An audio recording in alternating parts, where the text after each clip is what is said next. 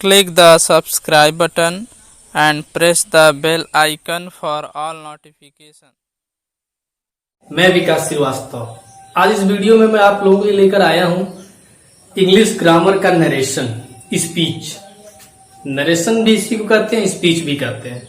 होता है ना डायरेक्ट इनडायरेक्ट, जो कि सारे क्लास के स्टूडेंट के लिए इम्पोर्टेंट है, खासकर क्लास 5th से आगे। क्लास 5th से आगे जितने भी क्लास होंगे सबके लिए नरेशन इम्पोर्टेंट है। तो हम पढ़ेंगे नरेशन क्या होता है, हाँ नरेशन कितने प्रकार के होते हैं, कैसे डायरेक्ट से इनडायरेक्ट बनाया जाता है। तो इसके वीडियो आपको कई पार्ट में मिलेंगे। तो आज इस वीडियो में हम लोग पढ़ेंगे नरेशन क्या है, कितने प्रकार के होते हैं, कैसे डायरेक्ट से इनडायरेक्ट बनाया जाता है। तो आइए देखते हैं। नरेशन, नरेशन का एक नाम और भी है, जैसे मैंने भी बताया स्पीच, इसको हम स्पीच भी बोलते हैं। ठीक है, नरेशन स्पीच, जिसका हिंदी वर्ड है भाषण, भाषण के नाम से जानते हैं। क्या होता है ये, इसकी डिफिनेशन क्या है? The statement of any speaker is called narration.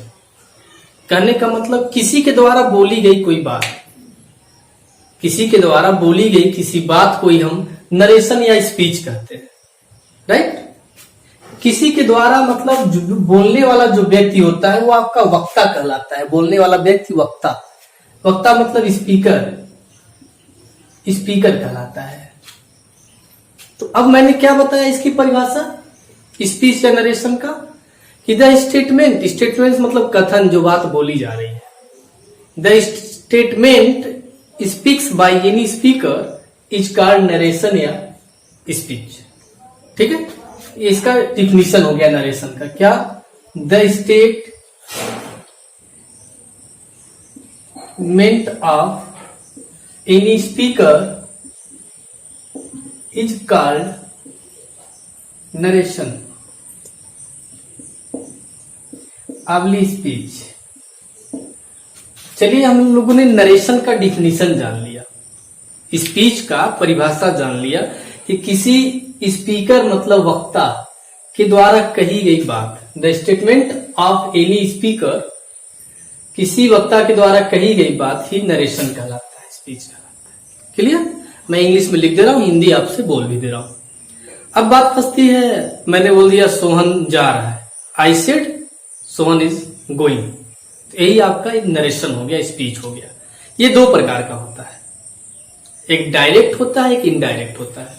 Narration को दो पार्ट में बांटा गया है, एक डायरेक्ट नरेशन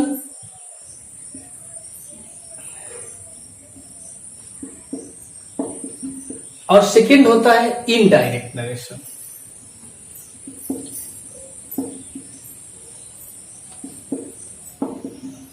इसको इस नाम से भी जानते हैं, डायरेक्ट स्पीच और इनडायरेक्ट स्पीच। दो प्रकार, दो नाम से जानते हैं। ठीक है, डायरेक्ट क्या होता है, इनडायरेक्ट क्या होता है, पहले आप इस चीज को समझिए। इजली भाषा में, सिंपल हिंदी लैंग्वेज में, जब हम किसी के द्वारा कही गई बात को ज्यों का त्यों, जिस तरह उसने कहा है उसी तरह प्रकट कर देना, हमारा डायरेक्ट स्पीच कहलाता है। Same language, the statement speaks by any speaker is so in same his language is called direct speech. समझ रहे हैं बात को? किसी के द्वारा कही गई बात का उसी के शब्दों में ज्यों का त्यों प्रकट करना डायरेक्ट स्पीच कहलाता है। ये डिफिनीशन हो गई। इंग्लिश में इसको कैसे लिखेंगे? The statement, the STATEMENT, the statement of any speaker shows in is his language is called direct speech. ठीक, द स्टेटमेंट कथन ऑफ एनी स्पीकर शोन या shows in his language is called direct speech. जैसे किसी ने कहा, ये direct को D से लिखा दिया मैंने, he said comma inverted comma I am a boy. उसने कहा मैं एक लड़का हूं। तो किसी के द्वारा मतलब उसके द्वारा कही गई बात को ऐसे लिख देना, ये डायरेक्ट स्पीच कहलाता है। दूसरा टाइप है आपका इनडायरेक्ट। क्या होता है? Second type indirect speech. मैंने कहा अभी आपको स्पीच कहिए चाहे नरेशन, बात एक ही हुआ। तो इनडायरेक्ट स्पीच क्या होता है? इनडायरेक्ट स्पीच मतलब किसी के द्वारा कही गई बात को उसके लैंग्वेज में ना कह के अपने लैंग्वेज में बना के कहना, या अपने भाव में प्रकट करना। ज्यों का त्यों ना कह के एक भाव में प्रकट करना आपका इनडायरेक्ट कहलाता है। किसी के द्वारा कही गई बात को ज्यों का त्यों ना लिखना, भाव में प्रकट करना आपका इनडायरेक्ट कहलाता है। क्लियर? इसको कैसे लिखेंगे? The statement of speaker is shown या शोज इन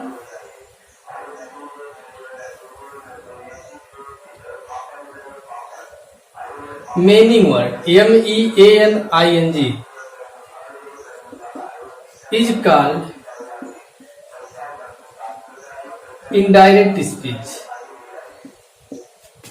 मैं बता रहा था आपसे क्या कि the statement of speaker is shows in meaning word is called indirect speech. मतलब भावपूर्ण शब्दों में प्रकट करना किसी स्पीकर के द्वारा कही गई बात को इनडायरेक्ट बोलते हैं।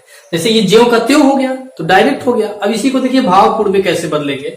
जब इस लाइन के डायरेक्ट का हम इनडायरेक्ट बनाएंगे तो ये हो जाएगा ही शेड। उसके बाद यहां डैट लग जाता है, डैट। आई बदल जाएगा ही हो जाएगा ही, एंड डी बदल जाएगा वाज, ए बॉय। इसका अर्थ क्या होगा? मीनिंग वर्ड क्या होगा पूरी लाइन का? वह कहा कि वह एक लड़का था। वह कहा कि वह एक लड़का था। तो उसकी बात को हम ज्यों का त्यों नहीं लिखे, भावपूर्ण अर्थ में लिखे हैं, इसलिए इनडायरेक्ट हो गया। तो ये डायरेक्ट किसे कहते हैं, इनडायरेक्ट किसे कहते हैं, नरेशन होता क्या है, कितने प्रकार का होता है, आपने ये सीखा इस वीडियो में। आगे चलते हैं, वीडियो में बने रहिए। अब हम कुछ इंपॉर्टेंट टॉपिक्स देखेंगे इसके। डायरेक्ट स्पीच में यह जो बाहर वाला पार्ट है, अंदर वाला पार्ट है, इसको क्या कहते हैं? और भी कुछ पॉइंट्स हैं। ये पॉइंट्स आइए मैं आपको दिखाता हूं। आइए अब देखते हैं हम कि डायरेक्ट और इनडायरेक्ट के कौन कौन से इंपॉर्टेंट पॉइंट्स हैं। ठीक है, महत्वपूर्ण बिंदु को। जैसे मैंने अभी डायरेक्ट में लिखा था कि ही सेड, लिखा था ना, he said comma inverted comma I am a boy, I am a boy. तो इस चीज को आप समझिए, he said comma inverted comma I am a boy. पहली बात है डायरेक्ट स्पीच में, ये डायरेक्ट है आपका, डायरेक्ट में ही कामा इन्वर्टेड कामा का प्रयोग हम डायरेक्ट स्पीच में ही करते हैं। डायरेक्ट स्पीच में वक्ता जिस बात को कहता है हमेशा उसको कामा इन्वर्टेड कामा के अंदर लिखते हैं। कामा COMMAS, कामा इन्वर्टेड कामा, इसको कामा बोलेंगे ऐसे लगाते हैं। और inverted comma INVERTED, inverted COMMAS comma. ये है आपका 66 और 99। 66 और 99 के फॉर्म में जो है वो इन्वर्टेड कामा कहलाता है, और ये आपका कामा या कामाच कहलाता है। तो हमेशा कामा लगाकर इन्वर्टेड कामा के अंदर किसी के द्वारा कही गई बात को लिखा जाता है। दूसरी बात, जब आप इन्वर्टेड कामा के अंदर लिखना शुरू करते हैं तो पहला लेटर कैपिटल बनाते हैं। तो ये आपका आई, हमेशा इन्वर्टेड कामा के अंदर का जो फर्स्ट लेटर है, पहला लेटर, वह कैपिटल लेटर में होता है। समझ गए आप डायरेक्ट स्पीच के कौन कौन से इंपॉर्टेंट पॉइंट्स है? पहला कि जो व्यक्ति किसी बात को कहता है उसकी बात को लिखने से पहले कामा लगा देते हैं, ये कामा, ही सेड कामा, और उसके द्वारा कही गई बात को इन्वर्टेड कामा में लिखते हैं। दूसरी बात, इन्वर्टेड कामा का जो पहला लेटर होता है ये हमेशा कैपिटल लेटर हमेशा होता है। ठीक, और भी चीज आइए जानिए। ये डायरेक्ट स्पीच के पार्ट को हम दो भाग में बांटते हैं, पूरे भाग को दो भाग में। पहला वाला जो भाग है इधर वाला, ये आपका रिपोर्टिंग वर्ब कहलाता है। क्या कहलाता है? Reporting verb. इसका नाम है रिपोर्टिंग वर्ब, रिपोर्टिंग वर्ब। और बाद वाले भाग को हम रिपोर्टेड स्पीच बोलते हैं। रिपोर्टेड स्पीच, दोनों चीज की जानकारी आपके लिए इंपॉर्टेंट है, क्योंकि आगे जो आप डायरेक्ट से इनडायरेक्ट बनाना पढ़ेंगे इन्हीं पर पढ़ेंगे, इन्हीं के नामों पर डिपेंड है। तो रिपोर्टिंग वर्ब बाहर वाला पार्ट, अंदर वाले पार्ट को रिपोर्टेड स्पीच। परिभाषा इनकी भी है, क्या है? ऐसा वर्ब जो रिपोर्टेड स्पीच को दिखाता है, उसी को हम रिपोर्टिंग वर्ब कहते हैं। डिफिनेशन आइए मैं लिख देता हूं। The verb which shows reported या reported speech is called reporting verb. R से रिपोर्टिंग, वी से वर्ब। जैसे रिपोर्टिंग वर्ब ऊपर कौन है? ही सेड है, ही सेड। क्लियर? जो रिपोर्टेड स्पीच को दिखाता है वही लिखा गया, उसी को हम रिपोर्टिंग वर्ब कहते हैं। अब रिपोर्टेड स्पीच की क्या परिभाषा है? द वर्ड, द सेंटेंस, जो भी कहे, the word which put in comma, inverted comma, या which put in inverted comma, जिसको 66 और 99 के बीच में रखते हैं, उसी वर्ड को हम रिपोर्टेड स्पीच कहते हैं। समझ में आ गई बात? अर्थात वक्ता की कही गई बात को जो कामा लगाकर इन्वर्टेड कामा के अंदर लिखा जाता है, वही आपका रिपोर्टेड स्पीच कहलाता है। इसकी परिभाषा यह हो गई, द वर्ड विच puts या writes in inverted comma is called reported speech। जैसे कौन है इसमें reported speech? I am a boy, जैसे I am a boy। समझ रहे हैं बात को? आप समझ गए ना क्या क्या पॉइंट लिखा गया? कामा लगाकर इन्वर्टेड कामा में स्पीकर के द्वारा कही गई बात को लिखते हैं। इन्वर्टेड कामाज के अंदर का पहला लेटर हमेशा कैपिटल होता है। इसके दो भाग होते हैं। डायरेक्ट स्पीच के बाहर वाले को रिपोर्टिंग वर्ब बोलते हैं, जो आपका रिपोर्टिंग वर्ब मतलब ऐसा वर्ब जो रिपोर्टेड स्पीच को प्रदर्शित करता है, रिपोर्टिंग वर्ब कहलाता है। और अंदर वाले भाग को रिपोर्टेड स्पीच कहते हैं। उसकी परिभाषा क्या है? जो इन्वर्टेड कामा के अंदर लिखते हैं उसी को रिपोर्टेड स्पीच कहते हैं। आइए हम लोग सीखेंगे डायरेक्ट से इनडायरेक्ट कैसे बनाया जाता है। क्लियर? तो देखिए डायरेक्ट से इनडायरेक्ट कैसे बनाया जाता है, आपके लिए ये समझना बहुत इंपॉर्टेंट है। कुछ इंपॉर्टेंट पॉइंट्स हैं, अच्छी तरह से इनको जान लें तो आप पूरे डायरेक्ट से इनडायरेक्ट में अच्छी पकड़ बनाए रहेंगे। ठीक है?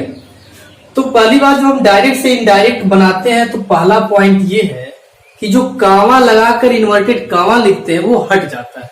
पहले क्या हट जाता है? आपका कामाज हट जाता है। ये जो कामा लगा रहे थे ना ये हम लोग, ये हट जाता है, इसको हटा देते हैं, कामा हटा देते हैं। First point. सेकेंड पॉइंट क्या है? ये है, जैसे मैंने भी लिखा था यहां पर एग्जाम्पल कि आई एम ए बॉय, लिखा था ना ऐसे, ही सेड, उसने कहा कि आई एम ए बॉय। तो ये आपका डायरेक्ट स्पीच है। अब हम इस डायरेक्ट से इनडायरेक्ट बनाने का नियम सीख रहे हैं। That is your heading. वही आपका हेडिंग भी है कि डायरेक्ट से इनडायरेक्ट कैसे बनाया जाता है। तो पहला पॉइंट, कामा कामा हटा देते हैं। दूसरा पॉइंट, इन्वर्टेड कामा भी हटा देते हैं। भाई ये इन्वर्टेड कामा भी हट जाता है, जो ये 66 और 99 का सिंबल है, तो इन्वर्टेड कामा भी हट जाता है, उसको भी लिख दे। इनवर्टेड कामाज, COMMAS, मतलब ये 66 और 99 के तरह जो सिंबल बना है, इसको भी हटा देते हैं। तो डायरेक्ट से इनडायरेक्ट पढ़ाने का नियम आप सीख रहे हैं। छोटे बच्चे भी क्लास 4 से, जो बच्चे 4 में हैं वो भी आसानी से इस वीडियो के माध्यम से समझ सकते हैं। मैं एक एक चीज आपको क्लियरली बता रहा हूं। कामा हट जाएगा, इन्वर्टेड कामा हट जाएगा। अगला पॉइंट देखिए, ध्यान दीजिए क्या है। कुछ ना कुछ आपको कंजक्शन जोड़ना पड़ता है। दोनों को, रिपोर्टिंग वर्ब और रिपोर्टेड स्पीच को जोड़ने के लिए कंजक्शन जोड़ते हैं हम। Conjunction, CONJUCTION। कंजक्शन के रूप में क्या जोड़ते हैं? डैट जोड़ते हैं, इफ जोड़ देते हैं, वेदर जोड़ देते हैं,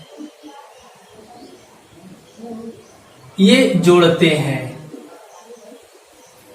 ठीक है, कुछ ना कुछ कंजक्शन जुड़ते हैं, आगे बताया जाएगा टेंस वाइज। दूसरी बात, कंजक्शन जुड़ने से पहले सिड को भी हम लोग चेंज करते हैं, जो कि आपका टॉपिक नंबर 4 है। इसको 3 के रूप में जाने तो और अच्छी बात है, पहले यह करेंगे तब कंजक्शन जोड़ेंगे। ठीक है, तो सेड को हम किस में चेंज कर देते हैं, जो मेरा सेड है यह बदल जाता है, कहीं टोल्ड हो जाता है, कहीं टेल हो जाता है, ठीक है, कहीं टेल्स हो जाएगा, कहीं आस्क्ड हो जाएगा, मतलब बहुत सारी चीजों में इसको भी हम लोग चेंज कर देते हैं। सेड को इन सेड या सेड टू को इन सब चीजों में चेंज करते हैं। ये भी आपको टेंस वाइज बताया जाएगा। अगला चीज ध्यान दें, ये जो फर्स्ट लेटर है, फर्स्ट लेटर जो आपका पहला लेटर है, फर्स्ट लेटर को अगर ये आई है तो कोई दिक्कत नहीं, आई ही रहेगा। या कोई पर्सनल नाउन है, PERSONAL NOUN, तो इनको छोड़कर पहले लेटर में अगर ये दोनों चीज है तो कोई बात नहीं। पर्सनल नाउन मतलब किसी का नेम हो गया, विशेष वाचक संज्ञा, और आई है, अगर ये सब चीजें हैं तो फर्स्ट लेटर, तो उसको केवल नहीं बदलेंगे, नहीं तो सारे चीज को हम बदल देंगे। इनके अलावा अगर कोई चीज है तो वो चेंज हो जाता है। चेंज होने का मतलब वह बदल जाता है। समझ रहे हैं? ये सब आपके पॉइंट्स हैं। एक चीज आप जरूर ध्यान देंगे, ध्यान देने वाली बहुत ही इंपॉर्टेंट यह पॉइंट है कि जो बाहर वाला पार्ट है रिपोर्टिंग वर्ब, इसका टेंस कभी बदलता नहीं। इस चीज को भी आप जाने कि रिपोर्टिंग वर्ब का टेंस नहीं बदलता है। भले सेट को टोल्ड कर देंगे, टेल्स कर देंगे, आस्क्ड कर देंगे, इंक्वायर्ड ऑफ कर देंगे, लेकिन कभी भी इसका टेंस डायरेक्ट से इनडायरेक्ट में बदलता नहीं है।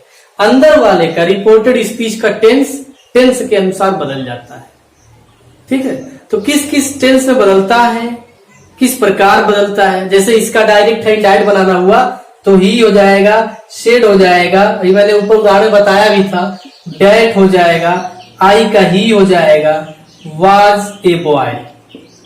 बदला ना, देखिए इन्वर्टेड कामा हट गया, ये पर्सनल नाउन था इसलिए ये नोट हो जाता है कभी कभी कहीं, लेकिन ये रूल के अकॉर्डिंग बदल के ही हो गया। टेंस देखिए अंदर का बदल गया, बाहर वाले का टेंस नहीं बदला है, ये नहीं।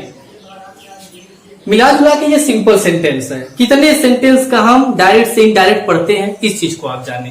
टोटल हमें जो डायरेक्ट से इनडायरेक्ट बनाना पढ़ना है, टोटल आपका 6 सेंटेंस है। आइए देखिए कौन कौन से 6 सेंटेंस हैं। पहला आप तो डायरेक्ट से इनडायरेक्ट कुल 5 से 6 सेंटेंस का बनाते हैं। पहला असर्टिव सेंटेंस, असर्टिव सेंटेंस का आपको डायरेक्ट से इनडायरेक्ट बनाना है। दूसरा इंट्रोगेटिव सेंटेंस,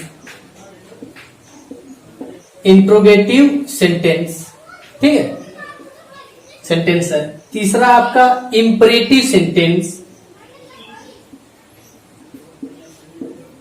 चौथा नंबर आपका है आपटेटिव सेंटेंस। 5वां नंबर आपका है एक्सक्लेमेटरी सेंटेंस, EXCLAMATORY सेंटेंस। तो कुल मिला के हम 5 प्रकार के सेंटेंस का डायरेक्ट से इनडायरेक्ट बनाते हैं। समझ में आई ना मेरी बात, कि हम 5 प्रकार के वाक्य का डायरेक्ट से इनडायरेक्ट बनाते हैं। बारी बारी से एक एक प्रकार के वाक्य को हम लोग पढ़ेंगे। ठीक है, देखिए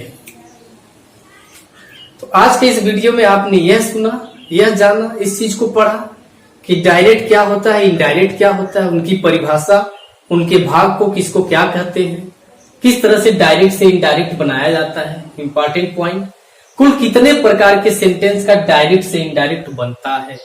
नेक्स्ट वीडियो में, अगले वीडियो में हम लोग एक एक सेंटेंस को खूब अच्छी तरह से पढ़ेंगे।